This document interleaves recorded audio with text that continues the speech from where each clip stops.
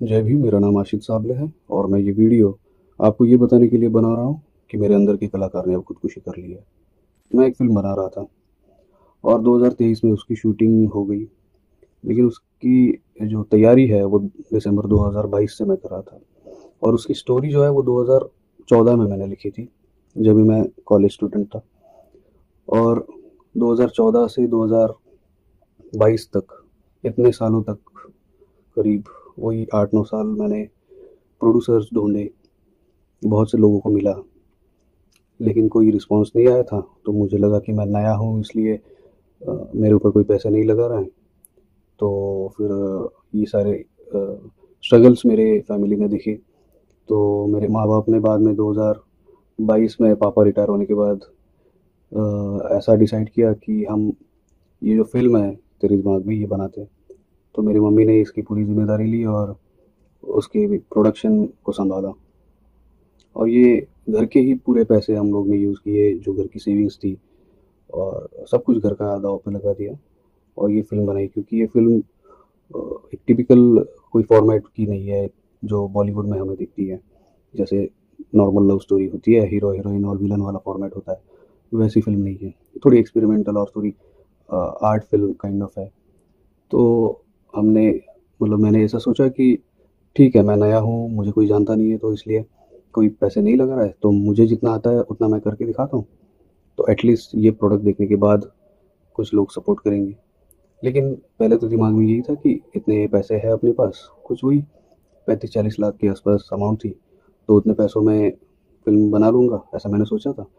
लेकिन कुछ सिचुएशन ऐसी आई कि बजट बढ़ गया और फ़िल्म की शूटिंग तो पूरी हो गई, पोस्ट प्रोडक्शन पूरा नहीं हो पाया, लेकिन मैंने एडिटिंग पूरी कर दी। तो 1.5 घंटे की फ़िल्म रेडी है और उसका पोस्ट प्रोडक्शन बाकी है। तो जैसे प्री प्रोडक्शन होता है, तो ये तो मैं 2014 से ये स्टोरी लिख रहा था, लेकिन 2022 के दिसंबर में मैंने इसके प्री प्रोडक्शन की ज़ोरदार शुरुआत की, क्योंकि इसका स्क्रीन प्ले जल्दी-जल्दी ख़त्म कर लिया, फिर रेकी की, बहुत सारे लोकेशन देखे, टीम जमा की और ऐसी ही सारी चीज़ें करके 2023 के गर्मियों के मौसम में मैंने ये शूटिंग पूरी कर दी। और उसके बाद मुझे लगा कि ये टॉपिक थोड़ा सोशल इशू पे है, तो थोड़ा बहुत समाज से कुछ हेल्प हो जाएगी। मैं ये तो नहीं कहता कि मैंने दूसरों के भरोसे पे ये फ़िल्म बनाने को ली थी, लेकिन ऐसा ज़रूर है कि बहुत सारे ऐसे लोग मेरे ही समाज के जो पब्लिक स्पेसेस में आके कहते हैं कि नए युवकों को सामने आना चाहिए, जो टैलेंटेड है, जो कुछ नया लाने की बात कर रहे हैं और जिनके पास कुछ अच्छा कंटेंट है। तो ऐसे बहुत सारे लोगों से मैं मिला, जो पब्लिक स्पेसेस में या न्यूज़ में या अपने भाषणों में ये कहते हैं कि हम सपोर्ट करेंगे, हम आपको आगे लेके जाएँगे या हमारे पास आओ और अपने समाज के लोग ऐसे ही आगे बढ़ने चाहिए। तो मैं जब भी उनके पास गया, तो कोई हेल्प नहीं हुई। कुछ लोगों से मिला, कुछ लोगों से फ़ोन पे बात हुई, कुछ लोगों से व्हाट्सएप मैसेज पे बात हुई, कुछ लोगों से ईमेल से बात की मैंने। तो कुछ लोगों ने रिप्लाई दिया, कुछ लोगों ने टाल दिया, कुछ लोगों ने पोस्टपोन किया, कुछ लोगों ने सीधा मना कर दिया कि नहीं, हम तो नहीं कुछ कर पाएँगे। तो इसमें ये छोटे-मोटे लोग नहीं है, ये बहुत सारे पॉपुलर लोग भी हैं इसमें और कम पॉपुलर लोग भी हैं। तो इसमें वैसे प्रोफ़ेशन अगर मैं बताऊँगा तो फ़िल्म डायरेक्टर है, film producer, film reviewer, actors, writer, चित्रकार, पत्रकार, लेखक, शाहिर, गायक, बिज़नेसमैन, बिज़नेसवुमन, अ, जो गवर्नमेंट ऑफ़िसर्स हैं वो, या मेरे समाज के जो लोग अलग-अलग दूसरे देशों में हैं, वो भी। तो इतने सारे लोगों से मैंने बातचीत की, और मुझे लगा कहीं से कोई तो एक कोई ऑर्गेनाइज़ेशन होती है, इंस्टीट्यूट होता है, फाउंडेशन होता है, तो ये जो संस्थाएँ हैं, ये जब भी बात करती है कि हम सपोर्ट करेंगे, तो मुझे तो कोई सपोर्ट नहीं मिला अभी तक। मैंने ये ऑफ़िशियली क्राउड फंडिंग की कोशिश की थी। सबसे पहली कोशिश तो बिल्कुल ही नाकाम रही, क्योंकि उसमें ज़ीरो रुपीज़ आए, जबकि मैंने करीब 24 लाख के आसपास रिक्वायरमेंट डाली थी। और सेकंड राउंड जो था, वो पहले जो था वो गो क्राउड एरा वेबसाइट थी, उससे किया था। दूसरी मेरी कोशिश थी राउंड टेबल इंडिया की वेबसाइट से। तो उनके वेबसाइट से कुछ मुझे रिस्पॉन्स आया और बहुत छोटी सी अमाउंट मैं जमा कर पाया। तो जिन्होंने भी मुझे ये छोटे-मोटे जो अमाउंट्स है वो डोनेट किए या इस फ़िल्म को कंट्रीब्यूशन किया, तो उनके लिए मैं थैंक यू भी बोलना चाहूँगा, लेकिन सॉरी भी बोलना चाहूँगा, क्योंकि ये फ़िल्म मैं पूरी नहीं कर पाया। जितने पैसे जमा हुए थे ऑब्वियसली उतने पैसे यूज़ करके मैंने फ़िल्म के पोस्टर्स रेडी किए, फ़िल्म का ट्रेलर रेडी किया, और जो कुछ छोटी-मोटी चीज़ें लग रही थी उसमें ये पैसे तो खर्च हो गए। तो अभी फ़िल्म का ट्रेलर तो मैं आपको दिखा सकता हूँ, क्योंकि आज वैसा तो एक दुःख का दिन है, 6 दिसंबर को बाबा साहेब अम्बेडकर की डेथ एनिवर्सरी होती है, लेकिन ये ओकेज़न पे मैं ये ट्रेलर आपको सभी को दिखाना चाहूँगा। गणमाता निरुती माय माझी, गणपुत्र गौतमी बुद्ध माझा, आणि आता तरी शिष्य राजा. 4 वाघ बसवेश्वर गाजाड केला आणि शूद्रावर लई अन्याय झाला, आणि बोलते विद्रोही परंपरेचे.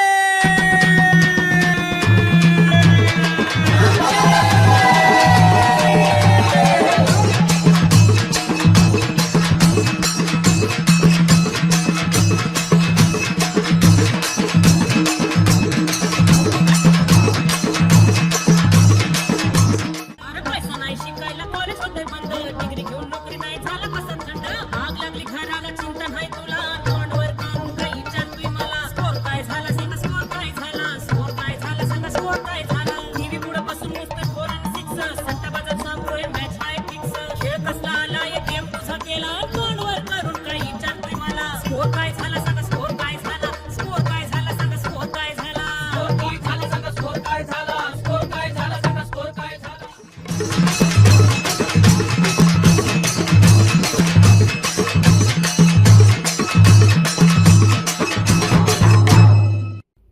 तो ये जो ट्रेलर आपने देखा, ये एक 1.5 घंटे की फ़िल्म है पूरी, एक छोटे से बच्चे के ऊपर आधारित है, और इसमें बहुत सारी ऐसी चीज़ें हैं जिसमें दलित असर्शन दिखता है, जो शेड्यूल कास्ट समाज है या बुद्धिस्ट कम्युनिटी है, उनका रिप्रेजेंटेशन इसमें बहुत बोल्ड तरीके से मैंने दिखाने की कोशिश की है। ये जो फ़िल्म में अपना रिप्रेजेंटेशन है, ये ज़्यादा से ज़्यादा लोग इसकी हिम्मत करेंगे लाना, क्योंकि जैसे साउथ इंडियन फ़िल्म्स जो होती है उसमें बहुत बोल्ड तरीके से हर चीज़ को दिखाते हैं। जैसे जय भीम फ़िल्म है, उसका नाम ही अगर जय भीम रखा है, तो उसी के ऊपर से हमें समझ में आता है कि वहाँ पे लोग कितनी हिम्मत करते हैं। वैसा महाराष्ट्र में या मराठी लैंग्वेज में इतना होता नहीं, इसलिए मैं उसकी कोशिश कर रहा था कि अगर कोई तो स्टार्ट करेगा तभी ये चीज़ें स्टार्ट होगी।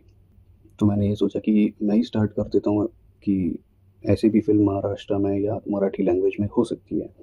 तो ये जितने लोगों से मैंने बातचीत की, तो उसमें से बहुत कम लोगों ने ये फ़िल्म का ट्रेलर या फ़िल्म का जो लुक एंड फ़ील है वो देखने की कोशिश की। पहले ही अटेम्प्ट में एक तो मुझे इग्नोरेंस फ़ेस करना पड़ा, या सीधा रिप्लाई ना देना, बंद करना या मना कर देना, ऐसी चीज़ें मैंने फ़ेस की। अगर ये लोग फ़िल्म अगर देखते, कुछ तो ट्रेलर भी देखते और फिर बोलते कि नहीं ये फ़िल्म हमें अच्छी नहीं लगी है, टॉपिक अच्छा नहीं है, तो हम इसको नहीं कुछ कर रहे, आगे हेल्प, तो मैं समझ पाता कि ओके ठीक है, मेरे में कमी है, तो ठीक है, मैं वो क्वालिटी की फ़िल्म शायद नहीं बना पाया। लेकिन फ़िल्म या ट्रेलर देखने के लिए ही लोग रेडी नहीं है। तो ये तो मुझे बहुत बुरी बात लगी, और शायद ही कोई ऐसा फेलियर वाली बात कोई ऐसे पब्लिक स्पेस में डिक्लेयर कर रहा होगा कि मैं ये चीज़ कर रहा था और मैं ये नहीं कर पाया। लेकिन मैं इसलिए ये वीडियो बना रहा हूँ क्योंकि मैं ये जो अलग तरीके की एक एक्सपेरिमेंटल फ़िल्म थी, इसको आप सभी के सामने लेके आ रहा था। लेकिन अगर मैं नहीं उसको पब्लिश कर पा रहा हूँ या रिलीज़ कर पा रहा हूँ, तो मेरी ये ज़िम्मेदारी है कि मैं आप सबके सामने आके आपकी माफ़ी माँगूँ कि मैं सिर्फ़ पैसों के कारण ये प्रोजेक्ट पूरा नहीं कर पाया। ऐसा नहीं है कि मुझे बिल्कुल ही किसी ने मदद नहीं की, मुझे हेल्प तो बहुत लोगों ने करने की कोशिश की, लेकिन वो फ़िल्म मेकर या फ़िल्म प्रोड्यूसर्स नहीं थे। लेकिन ये जो भी लोग थे ये बहुत बड़े लोग भी थे, मेरे कुछ दोस्त भी थे। अब कुछ लोगों के नाम मैं मेंशन करना चाहूँगा, जैसे आनंदराज अम्बेडकर साहब या भीमराव अम्बेडकर साहब, ये डॉक्टर बाबा साहेब अम्बेडकर की फैमिली से बिलॉन्ग करते हैं और अभी पॉलिटिकल लीडर्स भी है। तो जब भी मैं इनसे मिला तो इन्होंने तुरंत अपना फ़ोन उठाया और मेरा जो ये टॉपिक है फ़िल्म का, ये सुनने के बाद वो इम्प्रेस हो गए और उन्होंने मुझे किसी का नंबर दिया। तो मैंने उनको कॉल करके मिलना चाहा या मिल मिल भी लिया और बात भी की। तो वहाँ से कुछ ख़ास रिस्पॉन्स नहीं आया। फिर दिशा पिंकी शेख जो वंचित बहुजन अघाड़ी की है, तो उनसे मैं एक प्रोग्राम में मिला। एक्चुअली वो भी मेरी बहुत अच्छी दोस्त है, लेकिन उन्होंने जब ये फ़िल्म का टॉपिक सुना और मैंने उनको एक प्रोग्राम में जब भी मिली थी, बहुत दिनों के बाद मिली और मैंने उनको ट्रेलर दिखाया, तो वो तुरंत मुझे किसी एक एनजीओ चलाने वाले एक शख्स के पास लेके गई और उन्होंने कहा कि ये बहुत अच्छी फ़िल्म बना रहा है, आप कुछ हो सके तो हेल्प करो।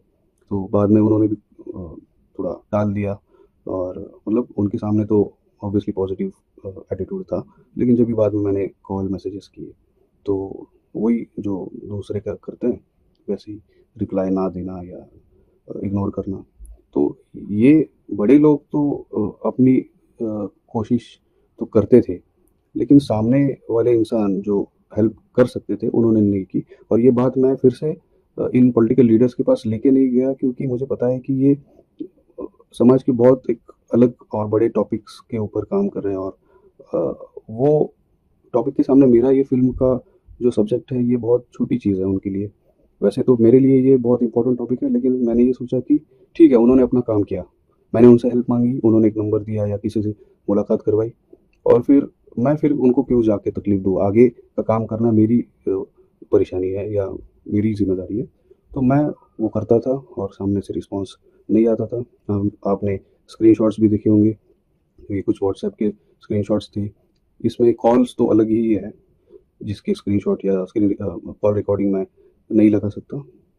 तो ऐसी बातें अब तक हुई है कि मतलब बहुत ज़्यादा नेगेटिविटी मैंने फेस की है। तो मेरे कुछ दोस्तों का नाम लेना चाहूँगा जिन्होंने बहुत कोशिशें की कि ये प्रोजेक्ट के लिए मुझे कोई को-प्रोड्यूसर या फाइनेंसर मिल जाए। जैसे ये मेरे दोस्त जैसे सागर साखरे, निखिल चौहान, क्षितिज सरोदे, इन्होंने मुझे प्रोड्यूसर या फाइनेंसर ढूँढने के लिए बहुत ज़्यादा मदद की है। लेकिन फाइनली वही है कि जिनके हाथ में रिसोर्सेस है, वो अगर हेल्प करना ही नहीं चाहते, तो हम कितनी भी हेल्प करें, हम कितनी भी कोशिश करें, अ, वो तो नाकाम ही रहेगी। या और भी कुछ दोस्त होंगे, मतलब मैं जैसे रैंडम नाम ले रहा हूँ, ऐसा किसी का नाम मेंशन ना करना कोई इंटेंशनल बात नहीं है। बस ये 1-2 नाम तो एज़ अ मेरे फ्रेंड्स के रिप्रेजेंटेशन के लिए मैंने लिए है। आखिरी यही बताना चाहता हूँ कि इतने बड़े नेटवर्क यूज़ करने के बाद भी हेल्प नहीं होती है। मतलब ये मुझे पता नहीं था कि ऐसा भी हो सकता है कि एक अलग ही इतना टॉपिक है और इतने बड़े रेफ़रेंस यूज़ करने के बाद भी अगर आपकी फ़िल्म देखने के लिए भी लोग रेडी नहीं है। फिर से वही कहना चाहूँगा कि इतने अच्छे रेफ़रेंस यूज़ करने के बाद भी अगर लोगों ने वो फ़िल्म देखी होती या ट्रेलर देखा होता और उसके बाद अगर मना करते, तो एक अलग बात थी कि फ़िल्म अच्छी नहीं लगी इसलिए। लेकिन अ, वही बात है कि फ़िल्म या ट्रेलर देखो तो सही, फिर आप जज करो। लेकिन ठीक है, अभी मैंने एक टारगेट सेट किया था कि 2023 में मैंने शूटिंग की है, तो उस साल अगले साल के नेशनल अवार्ड के लिए मैं फ़िल्म सबमिट करूँगा। तो वो नहीं हो पाया, तो उसके अगले साल जैसे 2023 का पूरा साल निकल गया, फिर 2024 का भी निकल गया, अब 2025 का भी साल पूरा निकल गया और मैं नहीं चाहता कि इसके आगे भी मैं इस प्रोजेक्ट के ऊपर टाइम वेस्ट करूँ। वैसे फैमिली की सेविंग्स तो बहुत लगी है, बहुत पैसों का अभी नुकसान ही कह सकते हैं इसको। बहुत पैसे इन्वेस्ट तो किए थे ये सोच के कि पैसे रिकवर होंगे या नहीं ये आगे की बात है, लेकिन एट लीस्ट एक प्रोजेक्ट मेरे नाम पे हो जाता, फिर आगे फेस्टिवल्स में कुछ थोड़ी बहुत पॉपुलैरिटी या कुछ क्रेडिट मिलता और उसके बेस पे कुछ आगे के और भी प्रोजेक्ट दिमाग में थे मेरे, तो वो करना चाहता था। तो ये घर के पैसे जो हैं ये अ, खर्च हुआ है, बहुत ज़्यादा हुआ है। इसको रिकवर तो करना है। लेकिन मैं अभी एक तरीके से थक गया कि कितने लोगों से अब मिलना है, कितने लोगों को कन्विंस करना है, कितने लोगों के पीछे पड़ना है, कितने लोगों के रिप्लाई के लिए वेट करना है, कितने लोग और इग्नोर करेंगे और यही सिलसिला कब तक चलता रहेगा। तो इसलिए मैं अभी ये डिसाइड कर रहा हूँ कि मैं इसके आगे ये फ़िल्म के लिए कोई कोशिश तो नहीं करूँगा, लेकिन सामने से अगर कुछ ऑफ़र आती है तो ऑब्वियसली मैं ये मेरे माँ-बाप के पैसे हैं उसको रिकवर करने की कोशिश करने के लिए ये प्रोजेक्ट को कंप्लीट करना चाहूँगा। एक इंस्टेंस मुझे याद आया कि मैं जब वो शायरी नाम की डॉक्यूमेंट्री फ़िल्म बना रहा था, वो करीब 2012-13 में मैंने स्टार्ट की होगी और 2016 में वो कंप्लीट हुई। तो उसी दौरान एक न्यूज़ मैं देख रहा था, कुछ 1-2 दिन की वो न्यूज़ होगी, लेकिन वो 1-2 दिन में ही बहुत फ़ेमस हो गई थी कि पुणे में कोई एक ब्राह्मण समाज का लड़का अपने कॉलेज में 17-18 साल का लड़का होगा वो नाटक बिठा रहा था। बस इतना ही था। तो वो न्यूज़ ऑलमोस्ट सभी न्यूज़पेपर और न्यूज़ चैनल में आई थी। सभी मतलब एकदम भी सभी नहीं, लेकिन बहुत फ़ेमस जो न्यूज़पेपर और न्यूज़ चैनल है उसमें तो आई थी। तो बस यही था।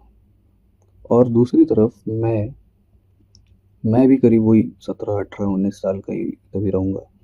तो मैं शाहिरी नाम का इतना बड़ा टॉपिक लेके काम कर रहा था, उस पे रिसर्च कर रहा था, उसकी शूटिंग कर रहा था। और शायरी ये कोई छोटा टॉपिक नहीं है, इसकी बहुत ज़्यादा बड़ी हिस्ट्री है और इसके अंदर जो गाने होते हैं ये भी बहुत समझने के लिए कठिन होते हैं। तो अगर मैं उसी एज का हूँ और मेरे समाज के जितने भी तभी बहुत बड़े-बड़े लोगों को ये सारी चीज़ें पता थी, तभी पत्रकार थे और प्रोफ़ेसर्स थे, सभी को ये सारी चीज़ें पता थी। लेकिन यहाँ पे डिफ़रेंस ये दिखता है कि दूसरे समाज के लोग अपने समाज के जो तरुण हैं, जो युवक हैं, उनको कैसे पॉपुलैरिटी दिलाता है कि ये देखिए हमारे समाज के लोग ऐसा कर रहे हैं, वैसा कर रहे हैं। और दूसरी जगह मैं खुद के बारे में ये देख रहा था कि मेरे समाज को भी मैं क्या कर रहा था, कौन-सा प्रोजेक्ट कर रहा था, वो कितना कठिन है, ये पता है। क्योंकि मैं जब लोगों से मिल रहा था पर्सनली, तो लोग जिस तरीके से बात करते थे कि तुम इतने कम उम्र में ये सारी चीज़ें कर रहे हो, तो मुझे तभी समझ में आया कि ये टॉपिक सच में बहुत बड़ा है। नहीं तो मैंने सोचा था कि मेरे से जितना होता है उतना मैं कर दूँगा। लेकिन जब मैंने इतनी छोटी-सी चीज़ कि एक 17-18 साल का लड़का अपने कॉलेज में कोई नाटक बिठा रहा है, इसकी न्यूज़ अगर हर जगह पे आ रही है, तो ये तो मैं बहुत बड़ा काम कर रहा हूँ। उसके कंपेयर में बोल रहा हूँ मैं। तो ये चीज़ तो बहुत ज़्यादा जगहों पे इतनी आई नहीं। जो जो भी तभी जर्नलिस्ट थे या जो भी कोई लोग थे जो मुझे मेरे काम को आगे बढ़ा सकते थे, तभी मुझे तो ये दिखा नहीं कि किसी ने इतना मुझे एप्रिशिएट किया या मोटिवेट किया कि तुम ये काम करो। और फिर भी मैंने वो प्रोजेक्ट कंप्लीट किया क्योंकि ऑब्वियसली उसमें पैसे कम लग रहे थे। लेकिन अगर अभी मुझे सपोर्ट की ज़रूरत थी और मैंने 3 साल लाइफ के अगर ये प्रोजेक्ट में लोगों से सपोर्ट या हेल्प माँगने के लिए ज़ाया किए हैं, तो मुझे ऐसा लग रहा है कि मैंने गलत लोगों से एक्सपेक्टेशन रखी और ये जो प्रोजेक्ट है, इसको मैं अभी बंद करने का डिक्लेयर कर रहा हूँ। इसके आगे मैं कोई कला नहीं बनाऊँगा या कोई फ़िल्म नहीं बनाऊँगा या कुछ लिखूँगा नहीं। मैं इवन फ़िल्म बनाने के पहले जो वीडियो एडिटिंग के जॉब्स करता था या फ्रीलांसिंग काम करता था, वो भी एक कला है। तो वो वीडियो एडिटिंग के जॉब्स या जो कुछ वो आर्ट मेरे अंदर थी, उसे भी मैं बंद करना चाहूँगा और बंद कर भी दिया है वैसे। मैं अभी वीडियो एडिटिंग के फ़ील्ड में कुछ काम तो नहीं कर रहा और बहुत नेगेटिविटी आती है जब ऐसी चीज़ें होती है। मतलब बहुत कुछ अलग-अलग थॉट्स भी आते हैं दिमाग में। लेकिन फ़िलहाल तो मेरे अंदर के सिर्फ़ आर्टिस्ट ने ही खुदकुशी की है और मैं सोच रहा हूँ कि लाइफ़ को रिस्टार्ट करते हैं। इस वीडियो एडिटिंग के जॉब्स में मेरी एक पीक सैलरी रही है करीब 80,000। मैंने ये डिसाइड किया है कि मैं ये आर्ट वाला जो करियर है जिसमें लोग कला और एंटरटेनमेंट या इंफोटेनमेंट ये बनाते हैं, इसमें मैं कुछ नहीं बनाऊँगा इसके आगे। अभी मैं सोच रहा हूँ कि कोई बेसिक सा ऑफ़िस डेस्क जॉब ले लें। अब वहाँ पे तो मुझे फ्रेशर ही कंसिडर करेंगे और 20-25 हज़ार के इसमें मैंने अभी काम स्टार्ट कर दिया है। बहुत स्ट्रगल करने के बाद ये और बहुत सोच समझ के मैं ये डिसीज़न ले रहा हूँ और इसलिए मैं आपको ये बता रहा हूँ।